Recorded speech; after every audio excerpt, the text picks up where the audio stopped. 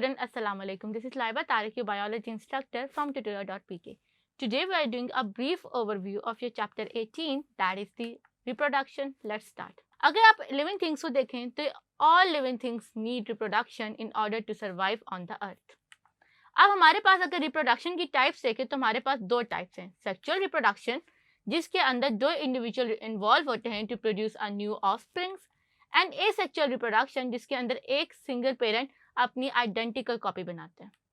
तो अगर मैं एसेक्सुअल रिप्रोडक्शन को फर्दर एक्सप्लेन करूं तो इसके अंदर आपको सिंगल ऑर्गेनिज्म रिक्वायर्ड होता है और वो अपने आप को डिवाइड करके through the process of mitosis अपनी आइडेंटिकल कॉपी बनाता है जो कि उसके बिल्कुल आइडेंटिकल होती है.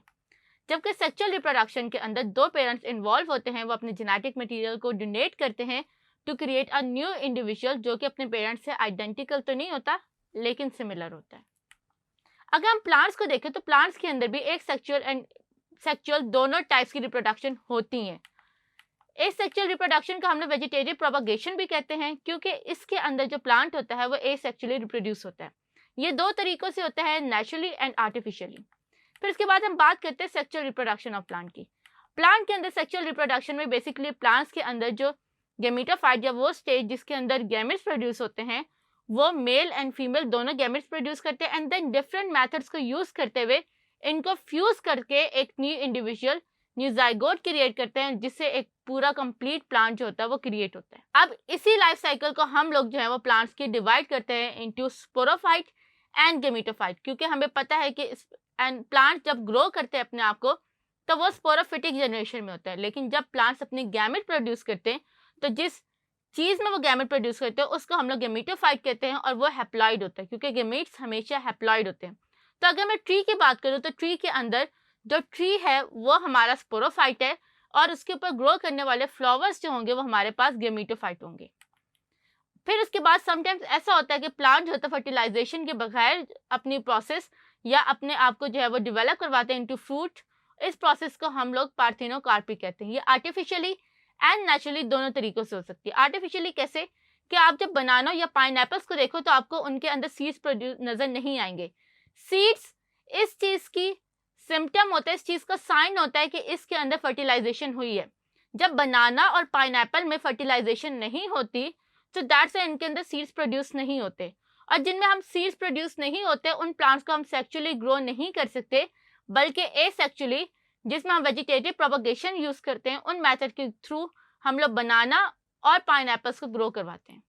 फिर हम बात करते हैं आर्टिफिशियली. आर्टिफिशियली में समटाइम्स क्योंकि जो ह्यूमंस होते हैं उनको सीड्स ईट करना थोड़े से प्रॉब्लम क्रिएट करता है, जैसे वाटरमेलन्स में, बेरीज में, लेमन्स में. तो आर्टिफिशियली हम लोग जो होता है उनके सीड का साइज इतना रिड्यूस कर देते हैं कि वो नेग्लिजिबल हो जाता है, और ह्यूमंस जो होते हैं वो विदाउट एनी प्रॉब्लम उन फ्रूट्स को खा सकते हैं. वो फ्रूट ज़्यादा पल्पी होते हैं, ज़्यादा जूसी होते हैं और उनके अंदर जो मैस होता है वो ज़्यादा होता है क्योंकि जो सीड्स हैं उन्होंने कोई स्पेस ऑक्यूपाई नहीं की हुई होती. देन हमारे पास सीड डोर्मेंसी है. एंजियोस्पर्म्स को अगर आप देखो तो एंजियोस्पर्म्स सबसे ज़्यादा सक्सेसफुल प्लांट्स हैं, and by angiosperms I mean कि सीड्स प्रोड्यूसिंग प्लांट्स. इनकी सक्सेस का राज इनके सीड्स के अंदर हिडन है. रीज़न बीइंग कि ये जो सीड्स होते हैं ये टेम्परेचर और इन्वायरमेंट की हार्श कंडीशंस को फेस करने की कैपेबिलिटी रखते हैं.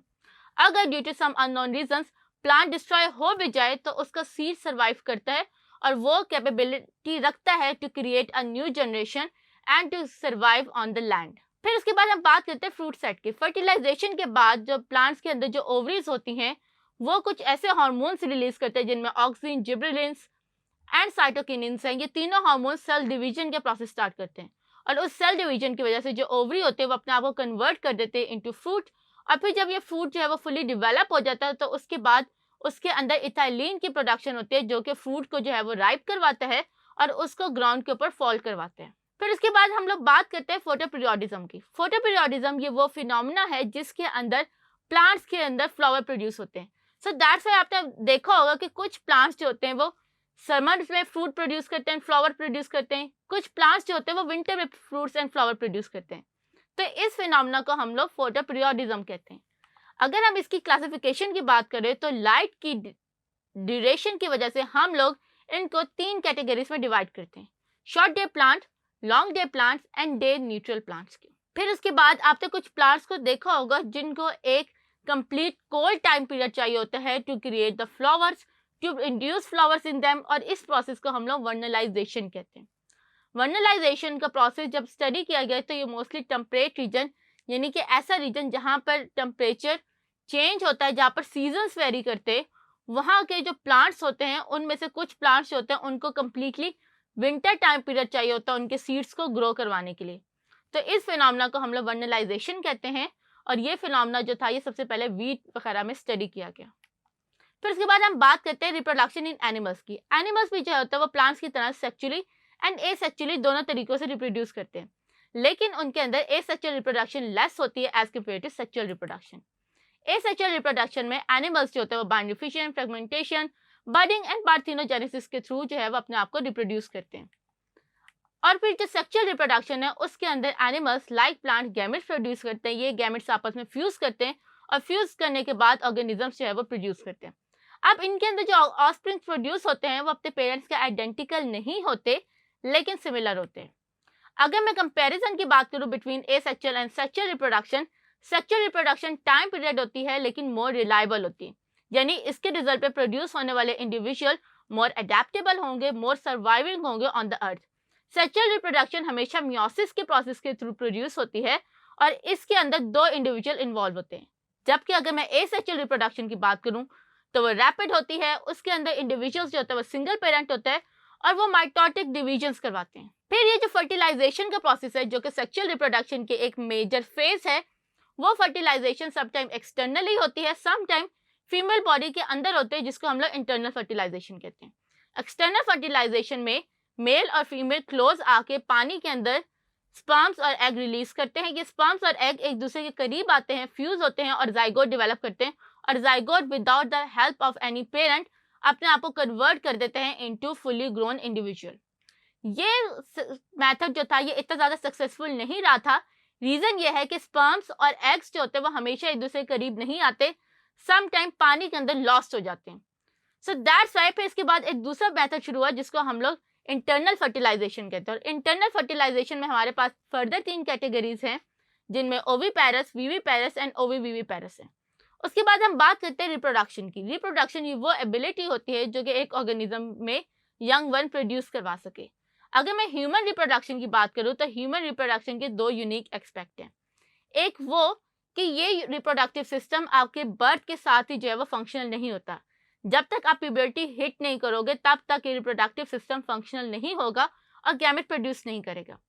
फिर वो मेल एंड फीमेल में डिफरेंट होता है, यानी अगर आप फीमेल रिप्रोडक्टिव सिस्टम की बात करें तो वो मेल से कम्प्लीटली डिफरेंट होता है।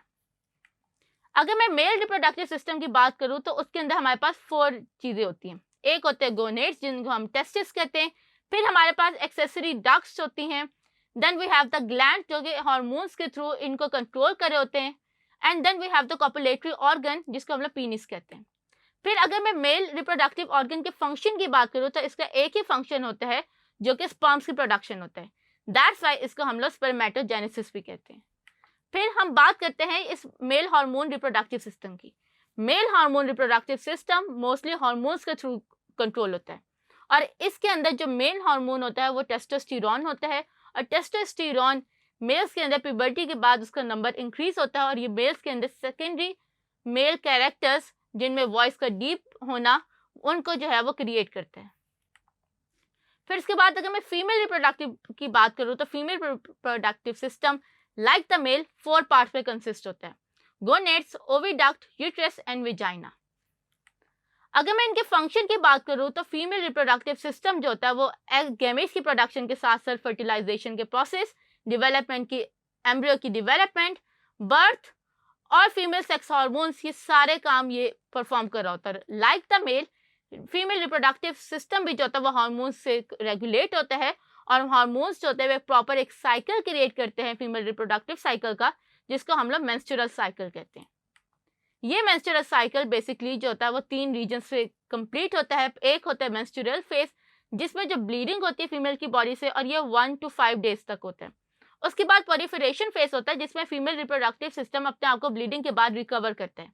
And then we have the secretory phase जिसके अंदर एग्स की रिलीज और हार्मोन्स की रिलीज होती है।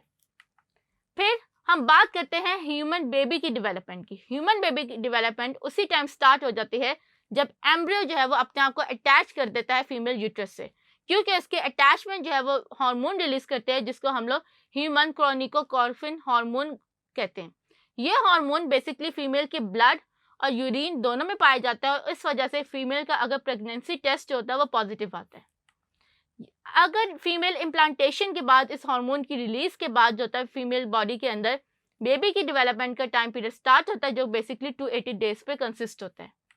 देन जब बेबी 9 मंथ्स के बाद फुली मेच्योर और रेडी हो जाता है तो उसके बाद वो हार्मोन रिलीज करता है जो कि जो है वो बेबी की एक्सपल्जन और बॉडी से बाहर आने में हेल्प करते हैं। इन दो हार्मोन्स में बेसिकली हमारे पास प्रोस्टाग्लैंडिन और ऑक्सीटोसिन जो है वो मेन हार्मोन्स हैं। ऑक्सीटोसिन और प्रोस्टाग्लैंडिन जो होता है वो फीमेल की बॉडी से बेबी को जो है वो पुश करवाता है आउटसाइड द बॉडी, और जैसे ही बेबी जो है वो पुश होता है तो बेबी की बॉडी और मदर की बॉडी का जो कनेक्शन होता है थ्रू अम्बिलिकल कॉर्ड उसको कट कर दिया जाता है। And then after birth 10 to 15 minutes के बाद जो होता है वो फीमेल की बॉडी से प्लेसेंटा भी जो होता है वो रिमूव हो जाता है, क्योंकि प्लेसेंटा वो ऑर्गन था जो कि बेबी की डेवलपमेंट में सबसे ज़्यादा इंपॉर्टेंट और मेजर रोल करा था। और जैसे ही बेबी की डेवलपमेंट कंप्लीट हो गई तो प्लेसेंटा भी जो था वो उसके बाद रिलीज हो गया outside the female body. Then due to some reasons male and females के अंदर एग्स और स्पर्म्स की प्रोडक्शन जो होते हैं वो नहीं होती, या अगर होती भी है तो वो इतनी कम होती है कि वो प्रॉपरली फर्टाइल बेबी जो है वो प्रोड्यूस नहीं कर सके। तो इसको हम लोग इनफर्टिलिटी कहते हैं। इसकी हमारे पास सर्टेन ट्रीटमेंट्स होती है based upon the science and symptoms and severity of the disease. तो ये जो होता है ये थ्रू सर्जिकल होता है, हार्मोनल थेरेपी के थ्रू होता है, और अगर ये दोनों काम भी जो है वो फेल हो जाए तो then we have the last option, that is the in vitro fertilization. Sometimes human ह्यूमन बॉडी होती है उसके अंदर इंटरनल फर्टिलाइजेशन का प्रोसेस जो होता है वो पॉसिबल नहीं होता। सो दैट्स वाई डॉक्टर्स जो होते हैं वो फीमेल बॉडी से एग्स लेते हैं एंड मेल बॉडी से स्पर्म्स लेते हैं और उनको ट्यूब के अंदर जो होता है वो फर्टिलाइज करवाते हैं, और ट्यूब में फर्टिलाइज करवाने के बाद जो फर्टिलाइज सेल होता है जिसको हम लोग जाइगोट कहते हैं वो फीमेल बॉडी में इम्प्लांट करवाते हैं, और इसको जो है वो हम लोग टेस्ट ट्यूब बेबीज या इन विट्रो फर्टिलाइजेशन का प्रोसेस कहते हैं। फिर हमारे पास जो है हम बात करते हैं सेक्सुअल ट्रांसमिटेड डिजीज की। सेक्सुअल ट्रांसमिटेड डिजीज उस टाइम होते हैं जब आप जो है वो अनहेल्दी एटीट्यूड्स करें या आपकी मोरल वैल्यूज बहुत ज़्यादा लो हो जाए और आपके पास मल्टीपल सेक्स पार्टनर्स हो, तो उस वजह से ये डिजीज जो होता है वो एक पर्सन से दूसरे पर्सन में ट्रांसमिट होता है। इसमें सबसे पहले गोनोरिया है। गोनोरिया बेसिकली आपका बैक्टीरियल डिजीज है। Then we have the syphilis, और आखिर में हमारे पास जेनिटल हर्पीस आता है। जेनिटल हर्पीस वायरल डिजीज है, और फिर उसके बाद हमारे पास आता है ह्यूमन इम्यूनोडेफिशिएंसी वायरस जो कि आपके पास एड्स कॉज करते हैं। इसके साथ ही हमारा चैप्टर कंप्लीट हो गया। आई होप आपको इसका ब्रीफ ओवरव्यू अच्छी तरह से समझ आ गया होगा। दिस इज लाइबा तारिफ from tutorial.pk signing off. See you in the next chapter. Take care. Allah Hafiz.